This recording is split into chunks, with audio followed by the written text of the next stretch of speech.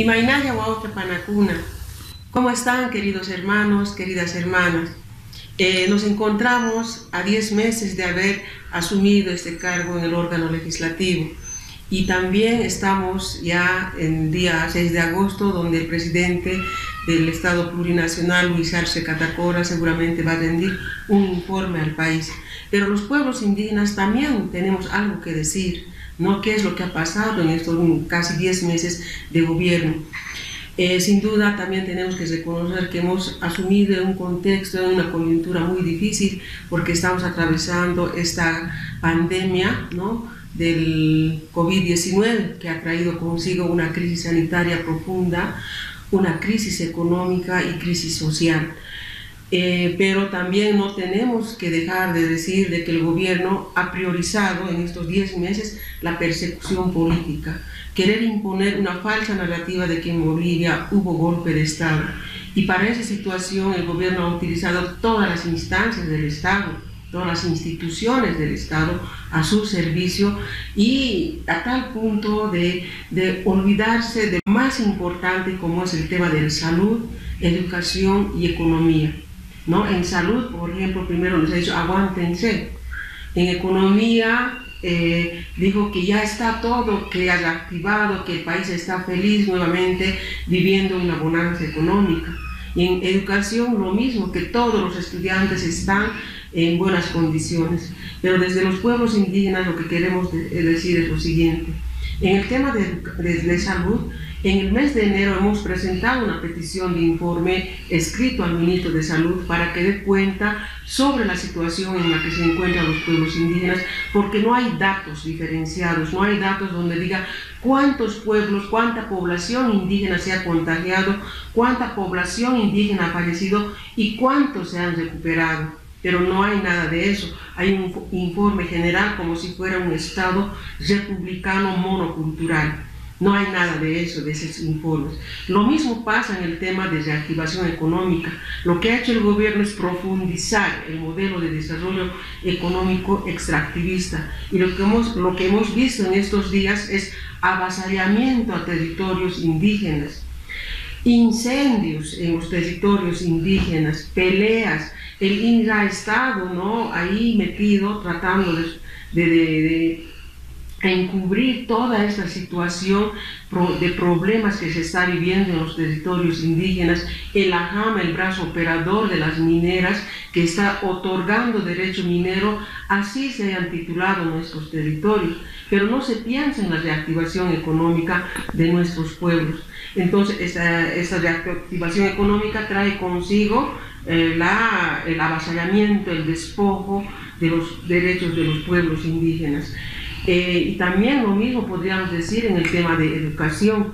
Los niños, las niñas, todos los días en las comunidades caminan 1, 2, 3 kilómetros buscando señal para bajar la tarea mediante el WhatsApp, porque con todo el sistema de internet que están utilizando, ¿no?, la mayor cantidad de población ha colapsado, ¿no? Han colapsado las antenas, las repetidoras seguramente. Entonces hay mínimamente un mínimo de acceso a internet en comunidades indígenas. En la mayoría no existe, entonces la señal se ha perdido y por eso los niños tienen que ir buscando señal. En algunos casos los papás no tienen para poder costearse la compra de un celular inteligente para que pueda coadyuvar en la educación semipresencial de sus hijos. Muchos han estado abandonando. Por ese motivo, la Comisión de Naciones Indígenas ha realizado 8 peticiones de informe oral a 8 ministerios para que den cuenta sobre esta situación.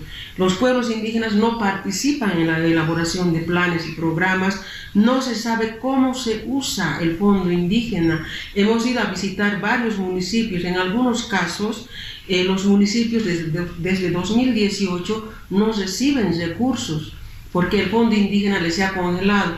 Entonces esto también perjudica a los pueblos indígenas porque no están accediendo a esos recursos. En otros casos los alcaldes más algunos dirigentes gastan la plata, se reparten para gastar, pero no se beneficia a los pueblos indígenas, no participan como quieren que se ejecute estos recursos. Entonces el gobierno en algunos casos nos dice, ustedes tienen el fondo indígena, en los pueblos indígenas no tenemos ni el fondo indígena ni otros recursos, porque desde el Ministerio de Desarrollo Rural ya vienen planificados los proyectos para que se ejecuten, ya sea en las comunidades indígenas, campesinas. Muchos de ellos no son acorde a la realidad de los pueblos indígenas. Entonces los pueblos indígenas se postergan, se marginan automáticamente. Entonces en este 6 de agosto nada que celebrar, más bien nosotros estamos muy preocupados, más aún, aparte del COVID-19, aparte que avanza el modelo de desarrollo extractivista, también se está sufriendo el calentamiento global, los efectos del cambio climático.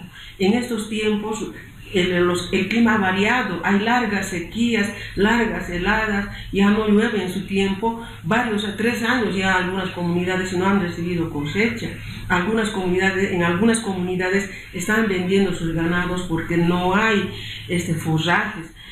Basta ir a las ferias de Caracollo, Chayapata, en Potosí también, donde la gente está muy preocupada porque no hay producción.